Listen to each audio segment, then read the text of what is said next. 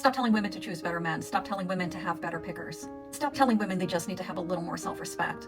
Instead, start telling men to stop being such fucking liars and wearing a mask until they have a woman locked down. No. And I'm going to call out this BS right now because I've been seeing this narrative being spread on TikTok and other social medias for quite some time now. And today's the day I'm going to try to break down this dishonest narrative. Let's get into it, shall we? So I'm not going to touch on this lady's example and her story because upon hearing it is extremely vague, extremely up for interpretation, and very suspect.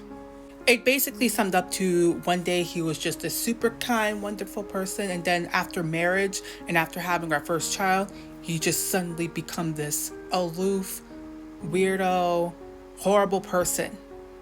Just out of the blue, without any clear details or descriptions of their relationship. And I think that she did that on purpose, because if she actually provided detailed descriptions on his behavior throughout their entire relationship, which, by the way, she claimed that she already knew him prior to them being in a relationship and then getting married and having children. If she provided clear details, then it would expose a lot of things about how she behaved in the relationship as well. And people will start to call out her and start pointing out details. And she most likely does not want that to happen. But today we're just talking about this general narrative of men putting on masks and pretending to be something that they're not.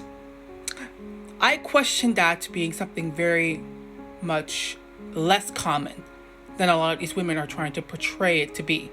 What I'm insinuating here is that pretending to be people that they're not is an indirect method of control, which is something that men don't typically do. Women typically engage in these types of behaviors because they're covert and subtle. Men are far more likely to use more direct manipulation tactics like threats, coercion, and direct control.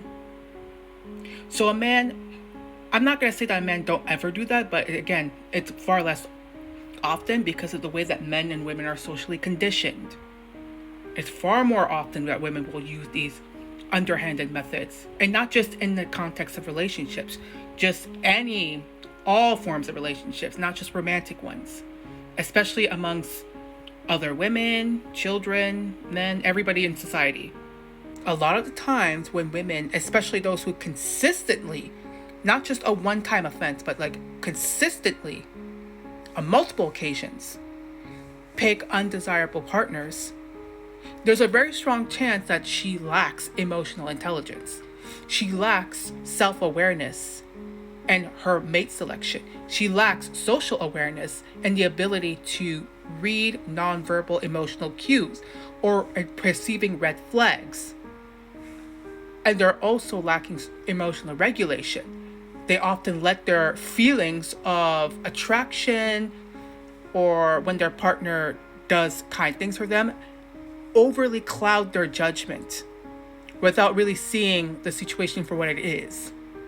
And because of the lack of these emotional intelligence level skills, they'll continue to make the same mistakes over and over and over.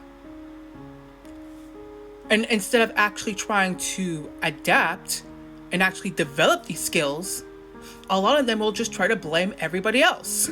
They'll blame society because apparently someone else is responsible to help them pick a desirable partner. That society has to help them pick a mate instead of them developing better discernment skills. Not only that, but there are many occasions where these women will sit there and make the excuse of he's hiding his true personality. And then when you actually see the man that they pick, very often, like immediately, you'll tell that this man is clearly not a good fit.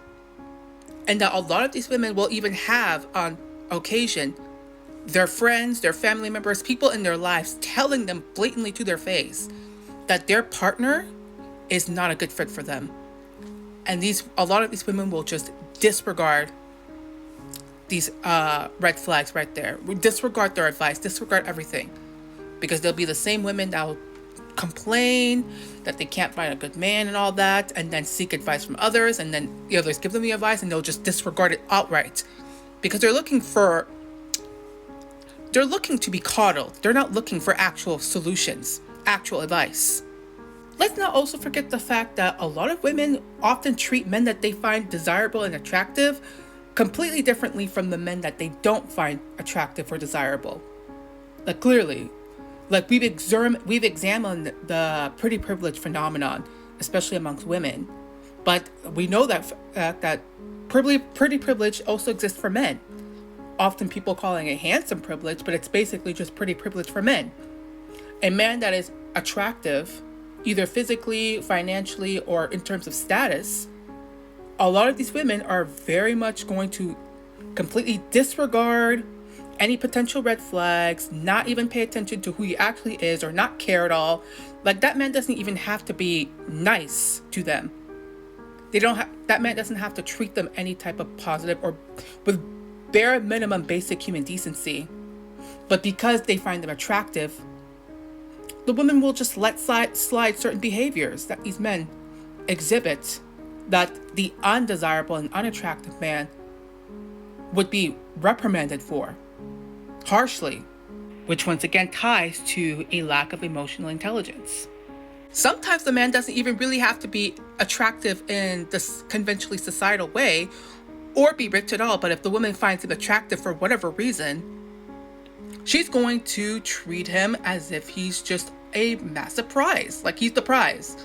Like he's the standard of what I want in a partner in her mind.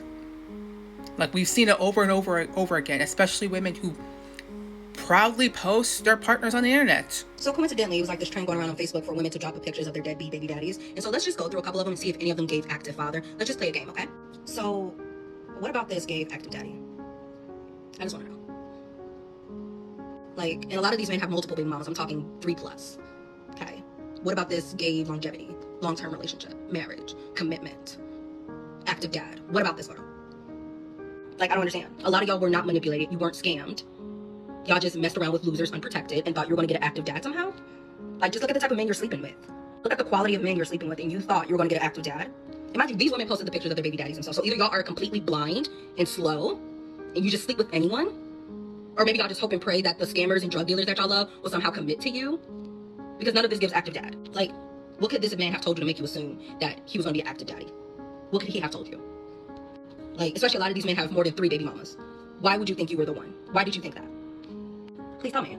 I'm waiting. Now, some women do their due diligence. Some women do get manipulated. Some women do get dealt bad cards. But that's not a lot of you, okay? It's not. A lot of y'all don't leave with the idea that y'all are actually looking for an active father, a man that's going to actually be in the home. A lot of y'all leave with the idea that y'all are trying to get your rocks off. And because y'all are not leading, right, correctly, doing your due diligence, you get caught up in these situations, right, with deadbeat fathers like that. But a lot of us can see that in any scenario, this man would not have been an active dad in any scenario. So then you want us, the people, to believe that you were scammed, you were lied to. No, you did not do your due diligence. Yeah. So in this case, you did set yourself up for single parenthood. Because why would you sleep with a man like that thinking you were going to get an active dad? Why did you think that? Why would you assume that? Especially a lot of these men have multiple kids they're not taking care of. What made you think you were the one? This is what we call delusion. Okay. And it's time we hold women accountable for it. Right? Because in order for us to see change, we have to call out the BS. And if we're going to continue to ignore it and continue to coddle women, we will continue to see the same mistakes. We're going to see young girls continue to repeat the same mistakes, and we're not going to get anywhere. Stop sleeping with losers, expecting active dads, and stop blaming every man because you made piss poor decisions. Do better. So I do agree with the point that she made, that many of you weren't as fooled or manipulated as you tried to portray yourselves as. Many of you simply did not do your due diligence. And the few of you who have, you've already learned your lesson and you are making better decisions. And the ones that don't learn their lessons are going to continue to make the same terrible decisions over and over and over.